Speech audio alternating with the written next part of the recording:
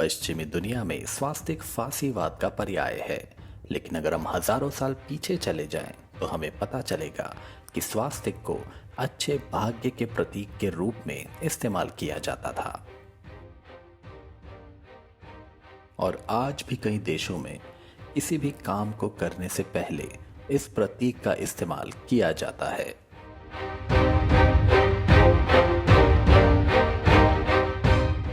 लेकिन क्या कभी ये चिन्ह यूरोप से संबंधित उन ऐतिहासिक यादों को मिटा पाएगा जिसकी वजह से लाखों जिंदगियां चली गई थीं?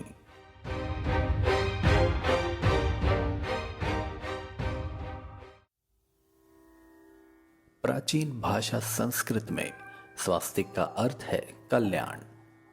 इस प्रतीक का उपयोग हिंदू, बौद्ध और जैनियों द्वारा सहस्त्राब्दियों से किया जाता रहा है और आमतौर पर इसे भारत के साथ जोड़ के देखा जाता है।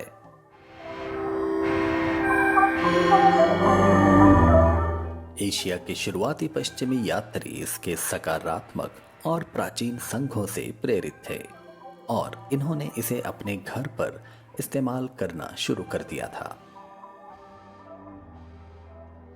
20वीं शताब्दी की शुरुआत से ही इस चिन्ह को सौभाग्य के प्रतीक के रूप में देखा जाने लगा था। अमेरिकी ग्राफिक डिजाइन लेखक स्टीवन हेलर ये बताते हैं अपनी पुस्तक the swastika symbol beyond redemption में कि किस तरह से पश्चिम में इसे विज्ञापन और उत्पाद डिजाइन के रूप में उत्साहपूर्वक अपनाया गया था। कोका कोला ने इसका इस्तेमाल किया, कार्लसबर्ग ने इसे अपनी बियर की बोतलों पर इस्तेमाल किया, बॉय स्काउट्स ने इसे अपनाया और गर्ल्स क्लब ऑफ अमेरिका ने अपनी पत्रिका को स्वास्तिका बुलाया। वे अपने युवा पाठकों को स्वास्तिक बैज भी बेचा करते थे।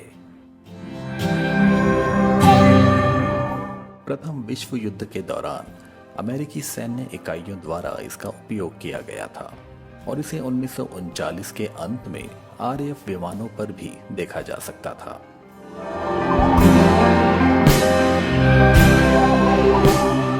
उन्नीस 1930 के दशक में जर्मनी में नाजियों के सत्ता में आने के साथ ही इस प्रतीक का उपयोग धीरे धीरे कम होने लगा था।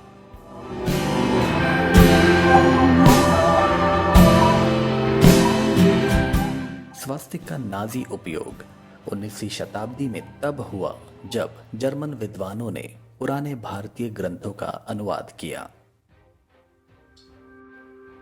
और उन्होंने अपनी भाषा और संस्कृति के बीच में समानताएं देखी। उन्होंने निष्कर्ष निकाला कि भारतीय और जर्मनों का एक साझा वंश रहा होगा और यहीं से उन्होंने श्वेत देवताओं जैसे योद्धाओं की एक जाति की कल्पना की जिसे उन्होंने आर्य कहा। इस विचार को यहूदी विरोधी राष्ट्रवादी समूहों ने इस्तेमाल किया, जिन्होंने जर्मन लोगों के लिए प्राचीन वंश की भावना को बढ़ावा देने के लिए स्वास्तिक को आर्य प्रतीक के रूप में इस्तेमाल करना शुरू किया। और इसी प्रतीक को जब नाजियों के लाल झंडे के ऊपर हल्का सा टेढ़ा करके छापा गया तो किसी ने भी नहीं सोचा था कि यह 20वीं शताब्दी का सबसे घृणास्पद प्रतीक बन जाएगा, जिसके साथ जुड़ जाएंगी लाखों लोगों पर किए हुए अत्याचारों की कहानियां।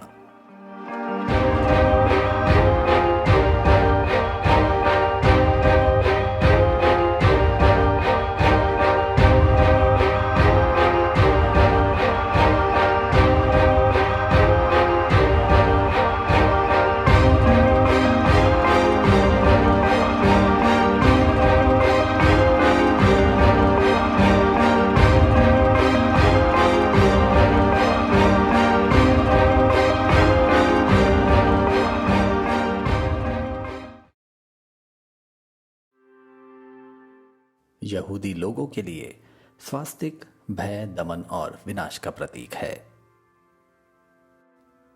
और यह एक कभी ना बदले जाने वाली सच्चाई है। युद्ध के अंत में जर्मनी में स्वास्तिक पर प्रतिबंध लगा दिया गया था। विडंबना यह है कि स्वास्तिक मूल रूप से उतना ही अधिक यूरोपीय है जितना कि इसका जुड़ाव दूसरे देशों के साथ है। पुरातात्विक खोजों ने लंबे समय से यह बताया है कि स्वास्तिक एक बहुत पुराना प्रतीक है, लेकिन प्राचीन उदाहरण किसी भी तरह से एक या दो देशों तक सीमित नहीं है।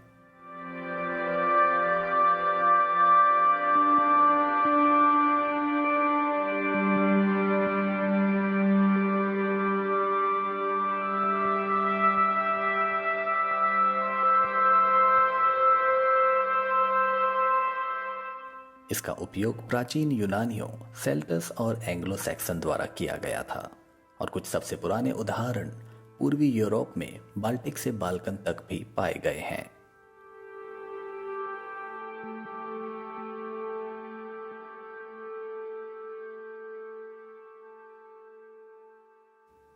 यदि आप ये देखना चाहते हैं कि स्वास्तिक पैटर्न यूरोप में कितना गहरा है, तो इसकी शुरुआत करने के लिए एक अच्छी जगह कीव है, जहां यूक्रेन के इतिहास के राष्ट्रीय संग्रहालय में प्रदर्शनों की एक प्रभावशाली श्रृंखला है। संग्रहालय के सबसे बेशकीमती खजानों में एक मादा पक्षी की एक छोटी हाथी दांत की मूर्ति है।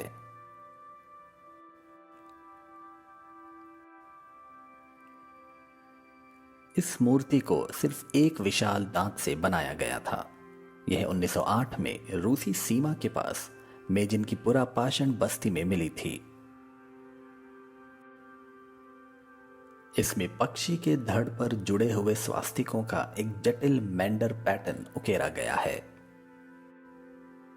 यह दुनिया में सबसे पुराना पहचाना गया स्वास्तिक पैटर्न है और कार्बन डेटिंग करने के बाद ऐसा पता चलता है कि यह पैटर्न 15,000 साल पुराना है।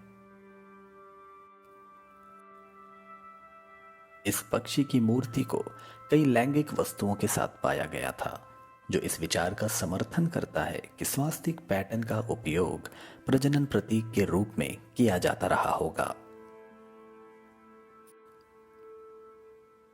इसी अनुसंधान को आगे बढ़ाते हुए 1965 में वैलेंटिना बेबिकोवा नामक एक जीवाश्म विज्ञानी ने पाया कि पक्षी पर स्वास्तिक मेंडन पैटर्न हाथी दांत के क्रॉस सेक्शन पर दिखाई देने वाले प्राकृतिक रूप से पाए जाने वाले पैटर्न के समान हैं।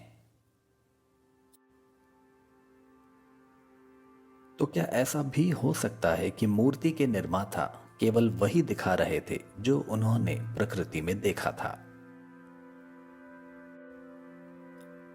लगभग 7,000 साल पहले दक्षिण पूर्वी यूरोप में नवपाषाण कालीन विंका संस्कृति में भी एकल स्वास्तिक दिखाई देने के सबूत हैं और कांस्य युग में ये पूरे यूरोप में अधिक व्यापक हो गए। यूरोप के बहुत से संग्रहालयों में ऐसे मिट्टी के बर्तन मौजूद हैं जिनमें एकल स्वास्तिक उनके ऊपरी आधे हिस्से को घेरे हुए हैं। ये मिट्टी के बर्तन लगभग 4,000 साल पुराने हैं। द्वितीय विश्व युद्ध में जब नाजियों ने कीव पर कब्जा कर लिया तो वे इन बर्तनों को देखकर इतने आश्वस्त थे कि उन्हें लगा कि ये उनके आर्य पूर्वजों के प्रमाण हैं और इसी वजह से वे इन बर्तनों को वापस जर्मनी ले गए। हालांकि युद्ध के बाद उन सभी चीजों को वापस कर दिया गया था।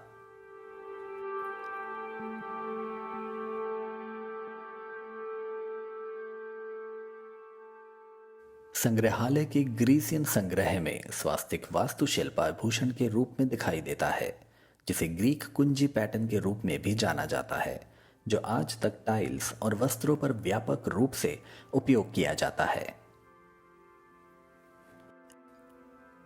इसी संग्रहालय में सबसे आश्चर्यजनक वे नाजुक वस्त्र के टुकड़े हैं जो 12वीं शताब्दी ईस्वी से बच गए थे।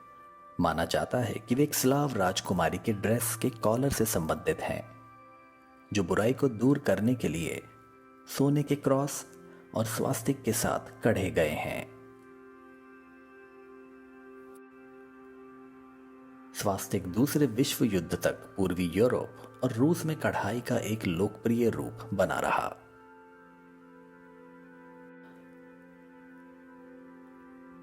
पावेल कुटेनकोव नामक एक रूसी लेखक ने पूरे क्षेत्र में लगभग 200 विविधताओं की पहचान की है जो स्वास्तिक से संबंधित हैं।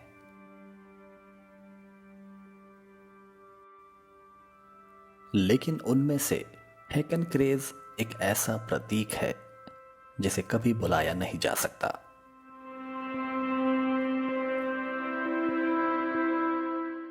उन्नीस 1941 में कीव ने सबसे खराब नाजियों द्वारा सामूहिक हत्याओं का दौर देखा, जब लगभग 34,000 यहूदियों को बाबी यार की घाटी में मार दिया गया था।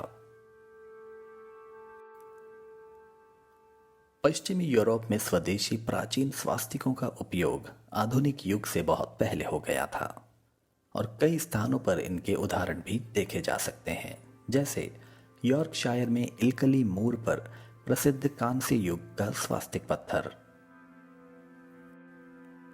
हालांकि आज भी कुछ लोग ऐसा सोचते हैं कि यह लंबा इतिहास यूरोप में इस प्रतीक को सकारात्मक रूप में पुनर्जीवित करने में मदद कर सकता है।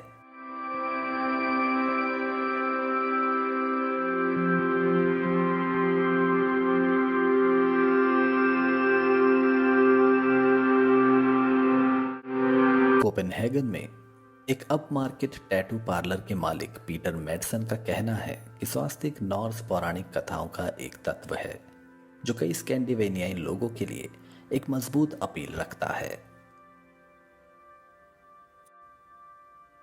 वह पिछले साल 13 नवंबर को लर्न टू लव स्वास्तिक दिवस के संस्थापकों में से एक हैं, जहां दुनिया भर के टैटू कलाकारों ने इस प्रतीक के एक लंबे बहुसांस्कृतिक अतीत के बारे में जागरूकता बढ़ाने के लिए मुफ्त स्वास्तिक टैटू बनाने की पेशकश की थी। वे कहते हैं कि स्वास्तिक प्यार का प्रतीक है और हिटलर ने इसका दुरुपयोग किया।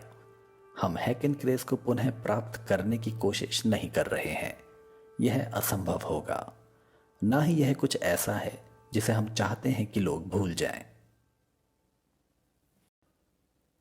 वे आगे कहते हैं कि हम सिर्फ लोगों को यह बताना चाहते हैं कि स्वास्तिक कई अन्य अच्छे रूपों में आता है। हम दक्षिणपंथी फासीवादियों को यह दिखाने की भी कोशिश कर रहे हैं कि इस प्रतीक का उपयोग अपने फायदे के लिए करना गलत है। हम कोशिश कर रहे हैं कि लोगों को इसके बारे में शिक्षित कर सकें और इसका सही अर्थ जनता को बता सकें, और शायद हम इसे फासीवादियों से दूर ले जा सकते हैं। लेकिन बहुत से लोग ऐसे भी हैं जिन्होंने फासीवाद का अनुभव किया है। उन्हीं में से एक हैं फ्रेडी नोलर, जो कहते हैं कि स्वास्तिक से प्यार करना सीखने की संभावना इतनी आसान भी नहीं है। वे कहते हैं कि हमें नहीं पता था कि यह प्रतीक हजारों साल पहले का है, लेकिन मुझे लगता है कि लोगों के लिए यह जानना दिलचस्प होगा कि स्वास्तिक हमेशा फासीवाद का प्रतीक नहीं था।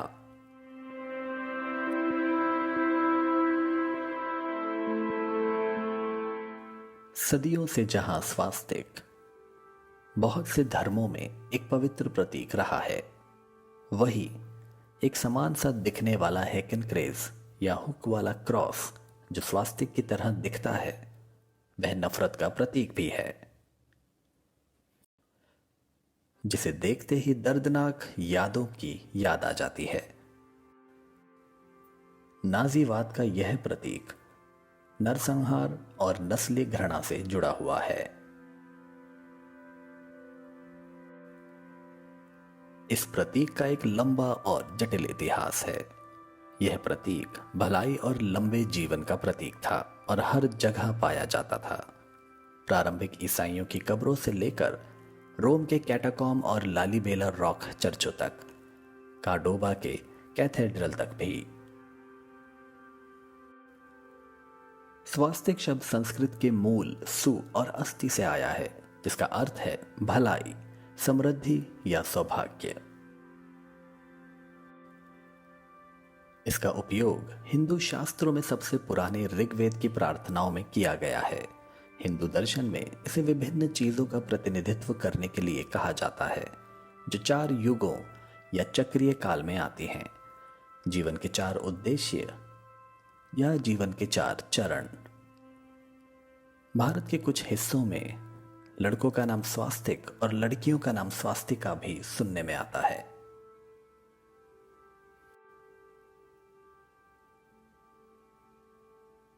जापान में बौद्ध धर्म में इसे मांजी के रूप में जाना जाता है। यह प्रतीक बुद्ध के नक्शे कदम को दर्शाता है। जैनियों के लिए इसका अर्थ आध्यात्मिक शिक्षा है। भारत में इसे शुभ प्रतीक के रूप में देखा जाता है और अक्सर इसे दरवाजों की दहलीज पर या दुकानों के शटर पर या वाहनों पर या धार्मिक ग्रंथों और लेटर हेड पर बनाया जाता है।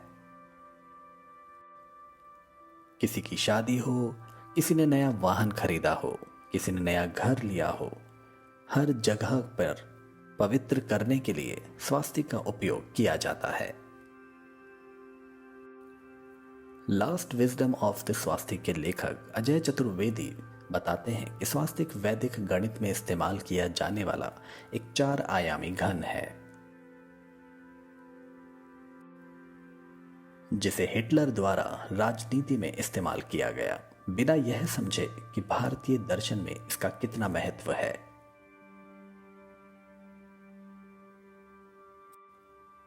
विभिन्न सभ्यताएं इस चिन्ह को फैले हुए हाथों, 4 ऋतुओं, 4 दिशाओं या सभी दिशाओं में प्रकाश फैलाने के साथ जोड़ती हैं। 19वीं सदी की किताब the swastika the earliest known symbol and its migration में इसके लेखक थॉमस विल्सन ने यह दावा किया है कि कैसे स्वास्तिक प्राचीन दुनिया में रजाई और ढाल से लेकर आभूषण तक हर चीज पर पाया गया था। कुछ का ऐसा भी मानना है कि इसका आकार एक प्राचीन धूमकेतु से प्रेरित था। प्राचीन ड्रूडस और सेल्टस ने भी इस पवित्र चिन्ह का उपयोग किया था और नॉर्स पौराणिक कथाओं में स्वास्तिक थॉर के हथौड़े का भी प्रतिनिधित्व करता था।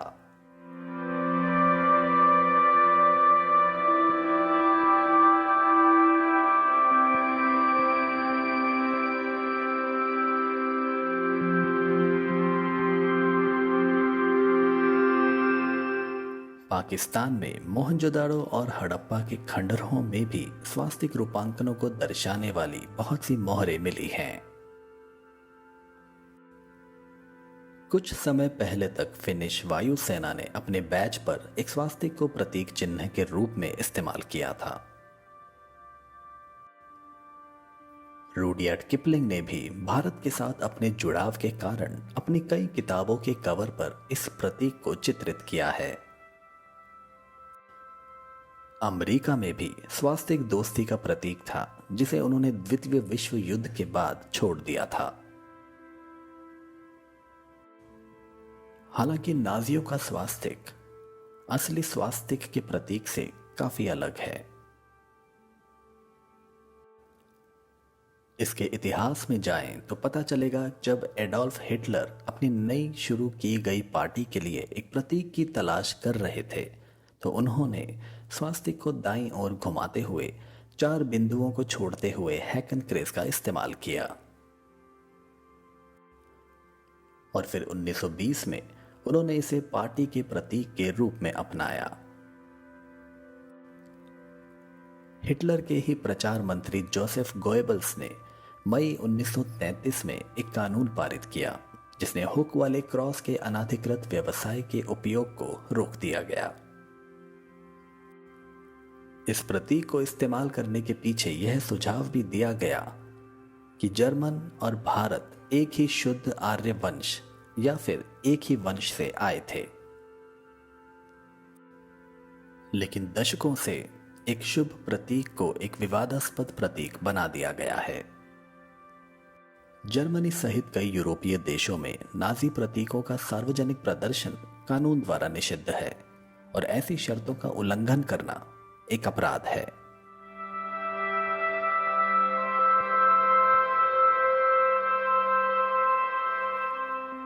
न्यूयॉर्क राज्य के सेनेटर टॉड कामिंस्की ने 2021 में न्यूयॉर्क सीनेट में एक बिल पेश किया, जिसके लिए न्यूयॉर्क राज्य के स्कूलों को यह सिखाने की आवश्यकता होगी कि स्वास्तिक घृणा के प्रतीक का एक उदाहरण है।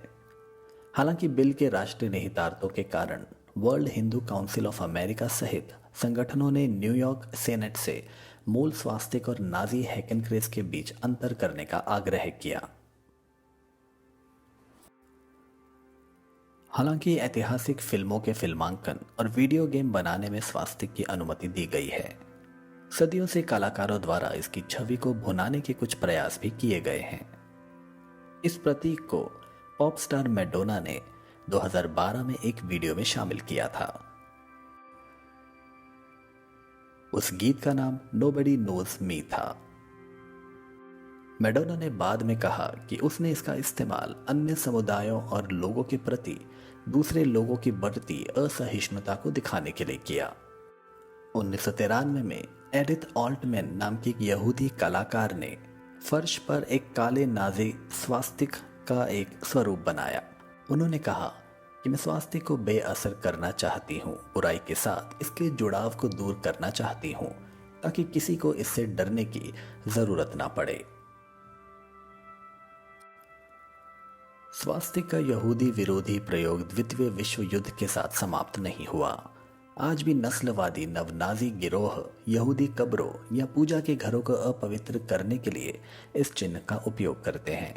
कुछ लोगों को लगता है इसकी वर्जित स्थिति ने घृणा समूहों के लिए इसकी अपील को बढ़ा दिया है। 2020 में अमेरिका में एक 21 वर्षीय भारतीय छात्रा सिमरन तातुस्कर को सोशल मीडिया पर एक प्रतिक्रिया का सामना करना पड़ा जब उसने स्वास्तिक को एक शांतिपूर्ण प्रतीक के रूप में चित्रित करने का प्रयास किया। बाद में सिमरन तातुस्कर को इस मुद्दे पर अपनी स्थिति स्पष्ट करनी पड़ी और अनजाने में हुई किसी गलतफहमी के लिए माफी भी मांगनी पड़ी। स्वास्तिक शब्द शक्तिशाली है और 1 अरब से अधिक लोगों के लिए इसका अर्थ है कल्याण और सौभाग्य। वहीं दूसरी तरफ समकोण पर मुड़ी हुई भुजाओं वाला क्रॉस हमेशा के लिए नाजीवाद का प्रतीक रहेगा। फिर भी इंग्लैंड स्वास्तिक से भरा हुआ प्रतीत होता है। क्यों?